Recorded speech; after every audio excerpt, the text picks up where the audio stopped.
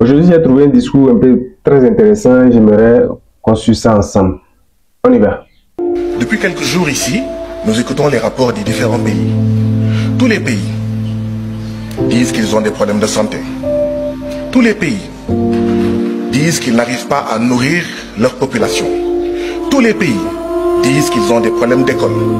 Tous les pays, même là où il y a les djihadistes des États-Unis, même là où il y a l'armée française, disent qu'ils ont des problèmes de sécurité. Je n'entends pas dans le rapport des réponses à ces problèmes. Je n'entends pas dans ce rapport une prise en charge de ces problèmes. Monsieur le Président de la Commission de la CEDEAO. Monsieur le Président de la Commission, c'est hier, dans la journée, il y a moins de 24 heures, que nous avons reçu votre rapport de plus de 80 pages. Vous comprendrez qu'il y ait eu dans un premier temps 16 inscrits. Vous voyez, il y a 36 présents sur le total des députés de la CEDEAO. La CEDEAO n'est plus attrayante, même pour ses membres, même pour ses députés. Monsieur le Président, je voudrais savoir, est-ce que ce sont les services du Parlement ou vos services qui ont fait que c'est à moins de 24 heures que nous avons reçu ce rapport? Parce que si nous voulons bien travailler, ce ne sont pas de bonnes conditions pour que les députés puissent prendre connaissance de ce rapport et puissent contribuer du mieux qu'ils peuvent, d'accord, aux politiques en fait communautaires. Monsieur le Président, vous avez dit qu'un peu plus de 85%, que les recettes des prélèvements communautaires financent un peu plus de 85% du budget de la CEDEAO. D'où viennent les 15%? D'où viennent les 15 autres pourcents? Monsieur le Président, notre CEDEAO va bientôt avoir 50 ans. Ce sera l'année prochaine, un demi-siècle. À la veille de ces 50 ans, nous avons le retrait de 3 de nos membres. Voilà le bilan de la CEDEAO. Nous nous attendons à avoir un discours d'électrochoc, mais pas un discours qui nous fait rester dans notre sommeil. Monsieur le Président, une CEDEAO qui pousse ses membres à assassiner ses artisans, ses paysans, ses jeunes, ses femmes, envoyer ces jeunes dans le désert du Sahara, dans la mer Méditerranée ou l'océan Atlantique, qui pousse ses membres à assassiner leurs petites et moyennes entreprises, en poussant ces États membres à signer les accords de partenariat économique entre l'Union européenne et l'Afrique de l'Ouest. Et tout le monde savait que les accords de partenariat économique, c'est la possibilité pour 85% des marchandises de 27 États de l'Union européenne d'entrer dans nos pays sans payer de droits de douane.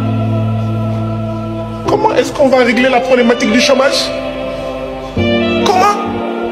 Comment on va régler la problématique du Sénégal où le taux de mortalité des petites et moyennes entreprises est de 64%? Et je suis persuadé que c'est à peu près pareil dans tous nos pays. Mais cette CEDEAO-là, c'est elle en réalité qui pousse notre jeunesse à essayer de traverser la mer Méditerranée et à prendre les pirogues à l'assaut de l'Europe forteresse. Nous ne voyons pas de changement. Cette CEDEAO qui pousse nos pays à maintenir les bases militaires françaises, à accueillir les djihadistes et d'autres armées d'occupation, parce que cette CEDEAO ne nous n'aide pas nos pays, comme le Mali, comme le Burkina, comme le Niger et comme d'autres pays, à faire face à la sécurité. Voilà ce que c'est que la CEDEAO. Mais qui va rester dans un mariage pareil? Un homme et une femme sont mariés. L'homme prend ses bagages et part. La femme dit à son mari, tu vas revenir par la force, viens. Non, c'est de dire, mon mari, pourquoi veux-tu t'en aller? Et on pose les problèmes. Je ne sens pas cette démarche, Monsieur le Président. Et nous devons aller vers cette démarche. Refondation ou mort de la CEDEAO. Voilà où on en est aujourd'hui. Transformation structurelle ou mort de la CEDEAO. Changement profond ou mort de la CEDEAO. Voilà où nous en sommes, Monsieur le Président. Si on ne fait pas ça, la jeunesse de l'Afrique de l'Ouest, dans les villages, dans les quartiers, ne veut plus de ça. Dit que cette CEDEAO est une CEDEAO des chefs d'État et non des peuples. Et ça ne sert à rien de dire non, non, non, non, non, non, non. Il faut changer par les actes. Que cette CEDEAO soit une CEDEAO des peuples, que ça soit attrayant. Madame la Présidente, j'aurais suggéré qu'il y ait un minuteur. Dans nos différents parlements nationaux, il y a un minuteur, d'accord, qui montre... Votre temps de parole est épuisé. Et je suis le seul. Pourquoi? Pourquoi? Pourquoi? La CEDEAO qui est censée être... Honorable Baba Sall, Honorable Baba Sall, vous avez la parole.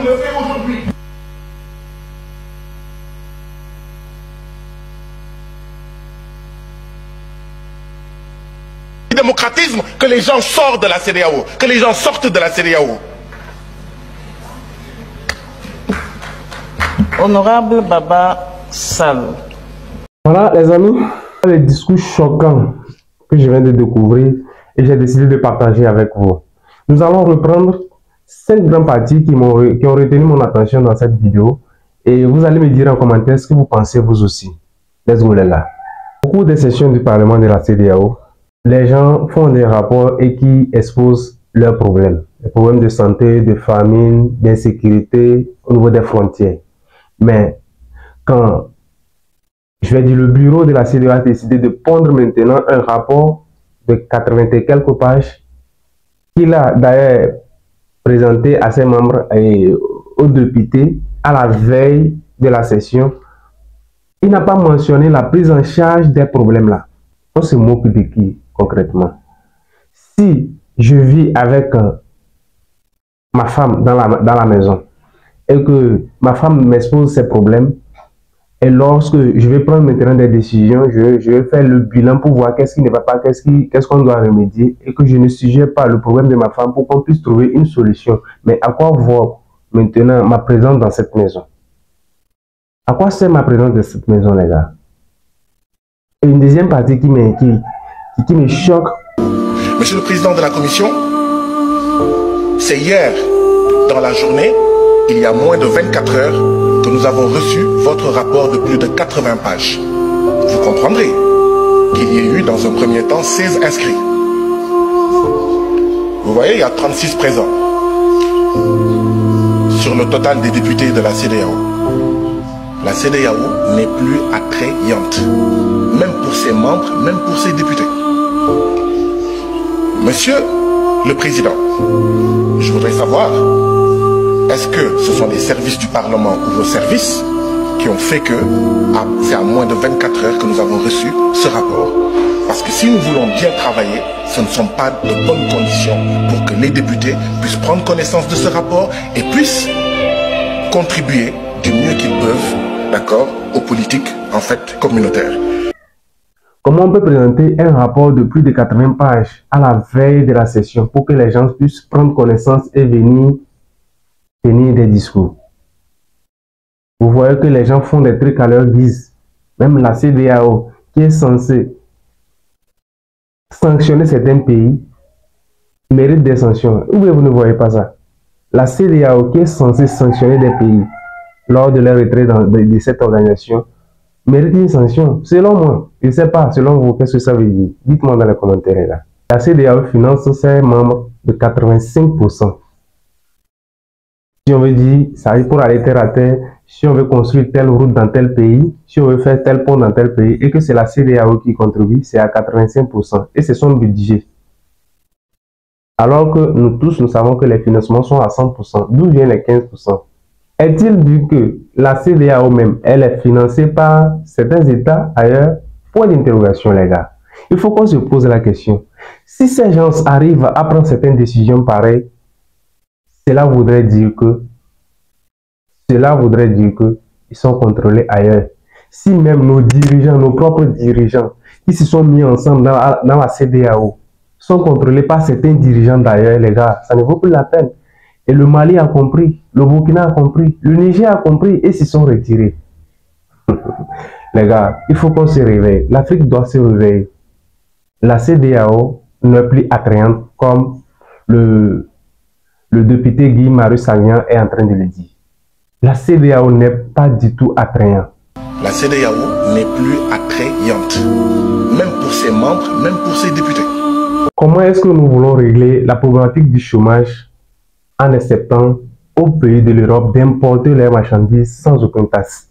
C'est-à-dire nous signons des accords avec ces personnes leur permettant de venir, c'est-à-dire de faire venir plutôt leurs marchandises dans nos propres pays, dans nos propres pays, sans aucun paiement de douane. Ils ne dédouanent absolument rien, mais ils font venir les marchandises. Mais quand il s'agit des mêmes populations africaines qui partent acheter à l'étranger pour venir, c'est là que se posent maintenant des problèmes de douane. Les gars, de qui mourons-nous-t-on? Pourquoi cette mentalité au fait? Pourquoi? L'Africain est le seul qui ne peut pas se soutenir entre eux. Et quand je dis le seul, je ne le condamne pas ça à jamais parce que nous, la jeunesse africaine, nous avons déjà compris ça maintenant. Nous devons, de gré ou de force, nous soutenir. Cette génération des chefs du Parlement et de la CEDEAO, au fait, partiront. Ils partiront eux tous, de gré ou de force. Ah oui, quand je dis de gré ou de force, ils ne sont pas éternels, au fait. Et la jeunesse qui va prendre, bien évidemment, prendra le contrôle là-dessus. Et les choses vont commencer par aller dans les normes.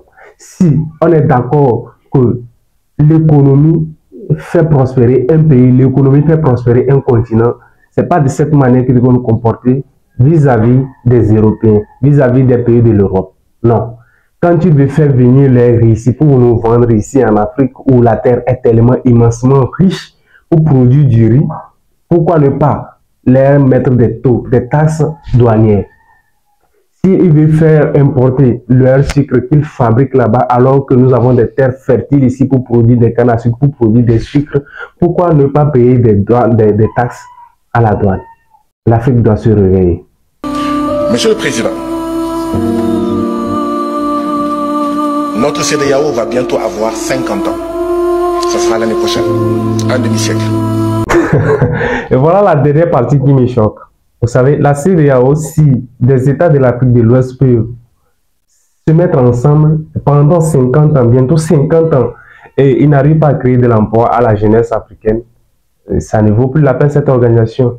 Nous parlons bien évidemment des États, on ne parle pas des individus, on ne parle pas de 27 individus ou de 50 individus, on parle des États du Togo, du Nigeria, du Burkina Faso, du Mali, du Niger. Vous voyez, lors du retrait du Mali, du Burkina et du Niger à la CEDEAO, qu'est-ce que la CEDEAO a fait? La CEDEAO s'est levée et dit non, tu vas revenir de gré ou de force. Tu ne peux pas partir ainsi. C'est en cela que le député Guy-Marius Sagna faisait allusion au mariage où le mari prend ses bagages et part, la femme dit que tu vas revenir par force. Non, je ne sens plus de l'amour dans cette relation. Pourquoi je ne dois pas partir, les gars? Si je ne sens pas de l'amour dans une relation, pourquoi je devrais rester? Pourquoi devrais-je rester, les gars? Je dois partir et chercher ailleurs. L'amour se trouve ailleurs. Les gars, dites-moi ce que vous en pensez dans les commentaires et on se retrouve très bientôt pour une nouvelle chronique. À très bientôt, les gars.